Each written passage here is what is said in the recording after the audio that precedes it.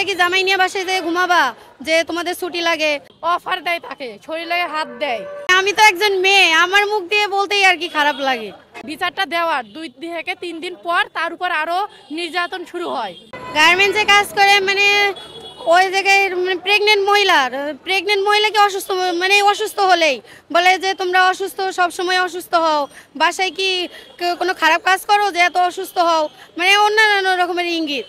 ছুটি চাইলে বলে যে তোমরা কি জামাই নিয়ে বাসায় যেয়ে ঘুমাবা যে তোমাদের ছুটি লাগে, তো এত ছুটি লাগে কেন তোমাদের? মানে একদিন ছুটি চাইলে এত ছুটি উদাহরণ দেয় যে তোমরা কি জামাই নিয়ে ঘুমাবা, আমাদের ছুটি লাগে না, আমাদের বাসায় বউ নাই, মানে নানান ধরনের আর কি স্যারেরা বলে।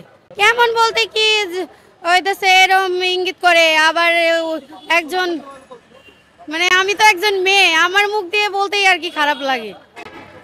মানে পকেট থেকে এমনকি পকেট থেকে বের করে দেখায় এটা কিভাবে ব্যবহার করে আমাদের সাথে, আজকে যাই ও দেখাই দেবো কিভাবে ব্যবহার করতে হয়, কিভাবে এটা ইউজ করতে, মানে এইসব কথাই আর কি বলে।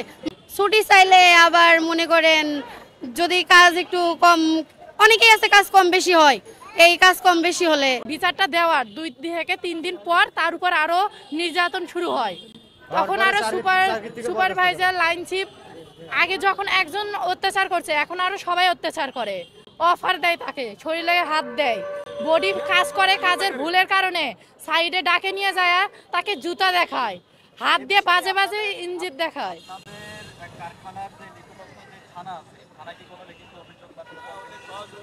না না, আমরা থানায় কোনো প্রকার অভিযোগ জানাইনি। আমরা কোম্পানির ম্যানেজমেন্টের কে জানাইছি, চেয়ারম্যান স্যারের কেউ আমরা ফোন দিয়ে জানাইছি, তার প্রত্যেকটা ফ্যাক্টরিতে গেটে গেটে তার নাম্বার ছিল, আমরা ফোন দিয়ে জানাইছি।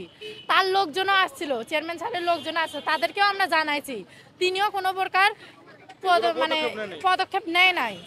বরঞ্চ তিনি আরো বলে গেছে যে জেপিএম এর বিরুদ্ধে আমরা অভিযোগ জানাইছি, তিনি বলে গেছে যে ও ফ্যাক্টরিতেই ঢুকবে, তোমরা এতে চাকরি করলে করো, নইলে না করো।